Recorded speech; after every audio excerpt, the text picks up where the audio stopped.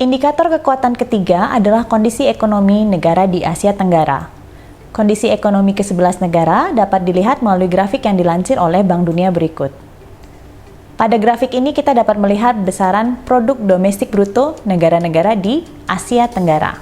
Indonesia sebagai negara yang memiliki populasi tinggi juga menempati posisi PDB terbesar di kawasan.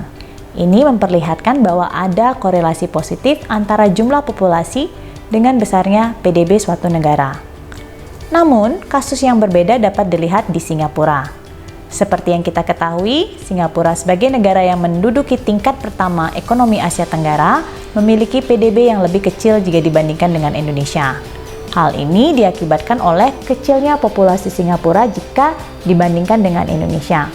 Namun, Singapura memiliki PDB per kapita yang lebih tinggi dari Indonesia.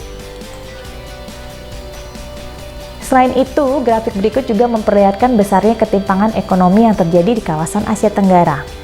Jika dibandingkan dengan Indonesia, negara Kamboja, Laos, Myanmar, dan Timor Leste mengalami ketertinggalan yang cukup jauh.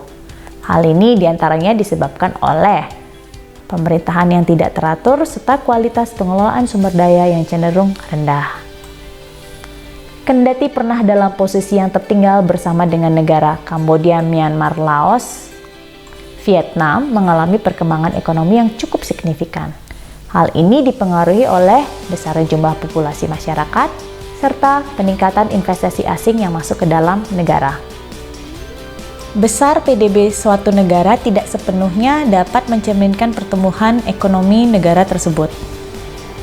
Jika dilihat dari grafik yang menjelaskan pertumbuhan ekonomi di kawasan, dapat dilihat bahwa negara yang memiliki PDB kecil seperti Kamboja ternyata memiliki persentase pertumbuhan ekonomi yang tinggi.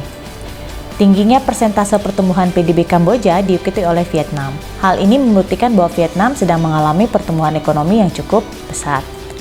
Meski tidak berada pada posisi teratas dengan persentase pertumbuhan yang besar, hal ini bukan berarti negara-negara yang memiliki PDB unggul seperti Indonesia, Thailand, dan Singapura tidak berkembang sama sekali. Hal ini dikarenakan perhitungan pertumbuhan didapatkan melalui komparasi dari tahun-tahun sebelumnya. Selain besaran PDB, indikator kekuatan pada kondisi ekonomi juga dapat dilihat melalui Competitiveness Index satu negara. Competitiveness Index berkaitan dengan bagaimana kemampuan negara dalam memanfaatkan berbagai sumber daya dengan produktif pada aktivitas ekonomi.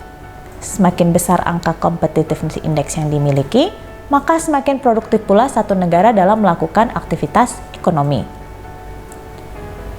Besarnya competitiveness index juga dipercaya dapat meningkatkan pendapatan masyarakat yang secara langsung meningkatkan pertumbuhan ekonomi negara. Bahkan dalam jangka waktu yang panjang, competitiveness index juga dapat meningkatkan kesejahteraan masyarakat. Melalui data berikut, kita dapat melihat competitiveness index yang dimiliki oleh 10 negara di kawasan Asia Tenggara, dengan Singapura di posisi pertama dan Timor Leste di posisi terakhir. Singapura yang memimpin kawasan Asia Tenggara menjadi negara yang aktivitas ekonominya paling produktif. Tingkat produktivitas ini dapat terlihat dari berbagai hal. Pertama, Singapura memiliki infrastruktur serta fasilitas kesehatan yang berkualitas. Kedua, Singapura memiliki pasar yang efisien di mana fungsi barang dan tenaga kerja berjalan dengan baik. Tenaga kerja yang ada juga berpendidikan dan melek teknologi.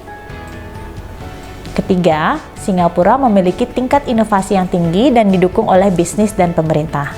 Sehingga hal ini memperlihatkan bahwa besarnya competitiveness index berdampak pada pertumbuhan ekonomi satu negara.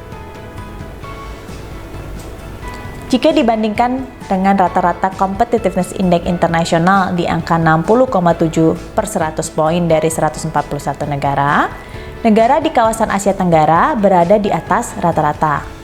Namun, masih ada pula negara di Asia Tenggara yang berada di bawah rata-rata seperti Kamboja, Laos, dan Timor Leste.